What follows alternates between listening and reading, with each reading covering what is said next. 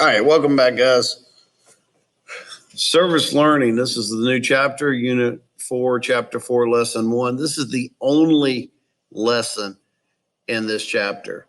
And as you guys see from the top of the screen, there's only 26 slides, and you guys know that 10 of them are going to be like links and stuff. So this is going to be very, very short, but this is how you guys manage the service learning project. Our service learning project, you guys know, has usually been commodities drive, food drive, or whatever. We may not get to do that this year because we can't go out to people's houses and we can't collect food unless it comes from our own house, basically, stuff like that. And I have no idea what the food banks are doing, to be honest with you. So we might have to come up with some other ideas for a service learning project. And this is what I'm going to rely on you guys on this year. So let's look at managing our actual service learning project. What management functions and planning tools can you use to help you manage a successful service learning project?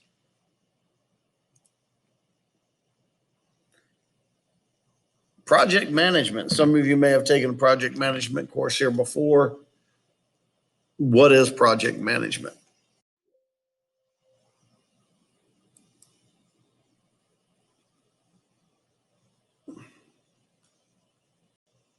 Project management is the authority to plan, organize, and direct tasks towards a specific goal. All right. You guys are responsible for planning, organizing every step we need from step one to step whatever, all the way through to manage whatever your project management is. Remember, our service learning project is a mandatory requirement for ROTC. We have to do one every year. Okay. This is the Sergeant Major's function. You guys need to give her ideas, what we can do to help out in our community. And then you guys have got to start planning it. And we need to involve folks at all levels into whatever our service learning project is going to be this year. Our learning objectives. Describe the 4 project management phases. Identify the critical components needed for successful project management. Identify the key features of the Gantt and PERT charts. And we're going to talk about Gantt, implement, PERT charts, project management, and it will also be in your textbook.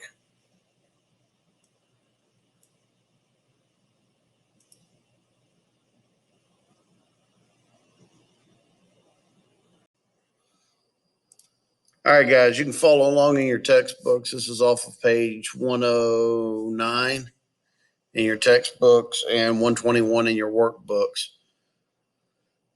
This here are the 4 stages of project management. You have the definition stage, the planning stage, the implementation stage, and the follow-up stage.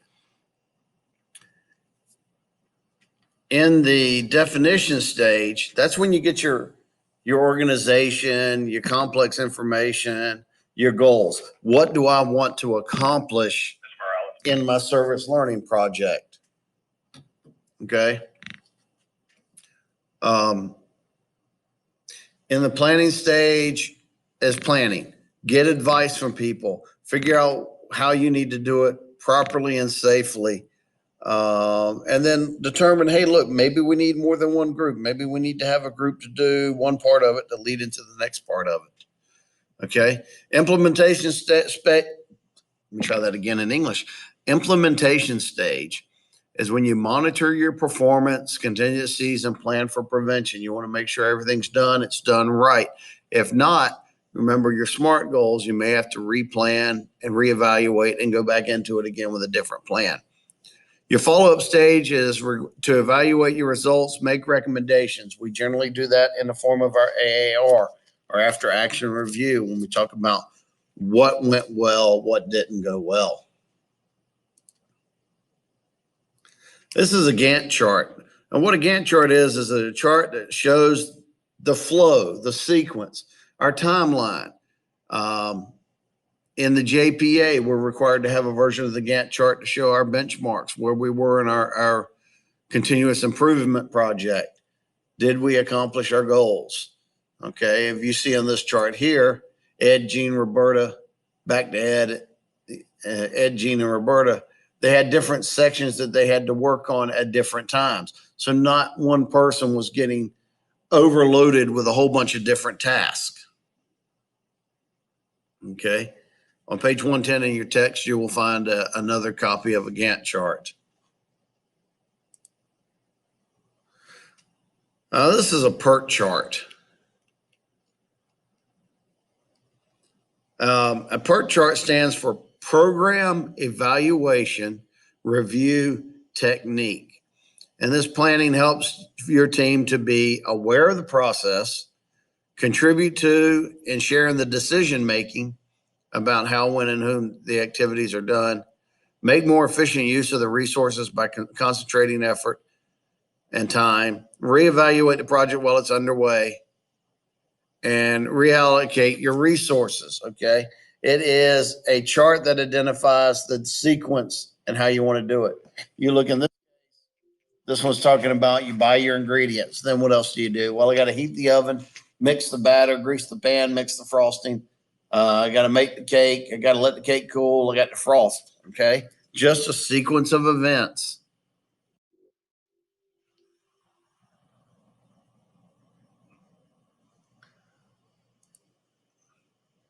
True or false? When using a Gantt chart, watching your use of resources is not necessary.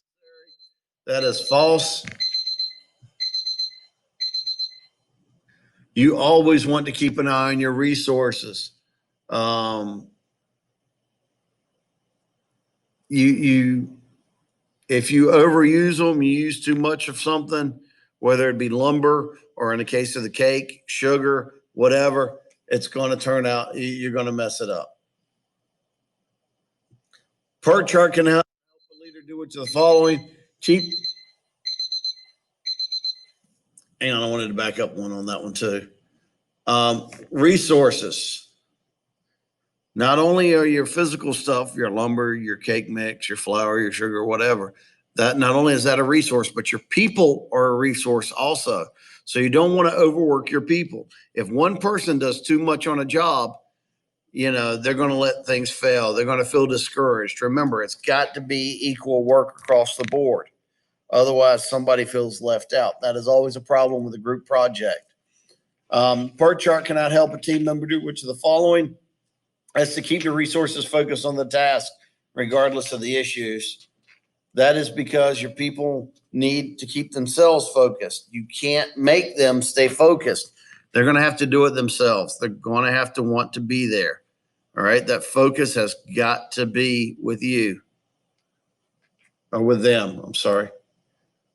You're finally selected to be a project manager. Your project is to organize a parade for Memorial Day.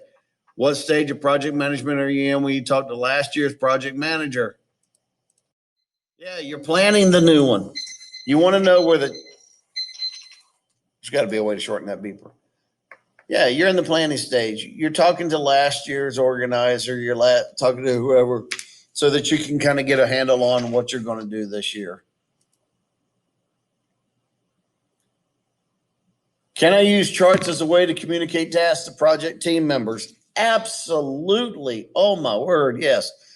You'll see like fundraisers, they'll have that big temperature gauge. It says we want to earn this much. This is where we are towards our goal.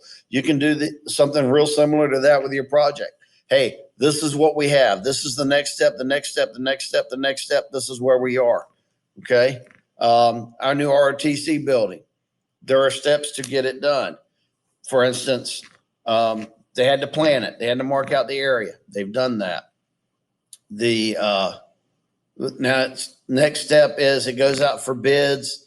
The plans have already been agreed upon. It goes out for bids for the builder. The builder contacts us and they come out and they look and they say, okay, this is what we're going to do. Then we got to look at cleaning out the trailer and getting all our supplies and equipment out of there. Then they're going to take out the trailers. Then they're going to start laying the foundation. Then they're going to, okay. And you see everything's a step. We can absolutely use a chart step by step to lay out how the new building's going to be. You guys can do exactly that on the service learning project. You should start with, you guys need to have a meeting and figure out what we're going to do for a service learning project this year. Participate in a class activity. You guys are going to have to do this on your own. as a group on one of your Tuesday or Thursday meeting days.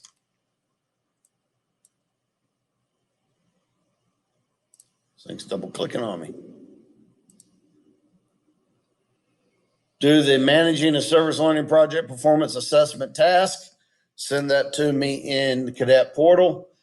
And like I said, this was a very quick class, and that's it. The biggest piece you guys are going to have to do on this class is y'all are going to have to get together and start planning the service learning project so we can get it kicked off and figure out what all we need to do. This is going to involve you guys meeting with yourselves. So for the rest of this class period, you guys need to meet over in the Google Classroom and start having a discussion about what you guys want to do for a service learning project.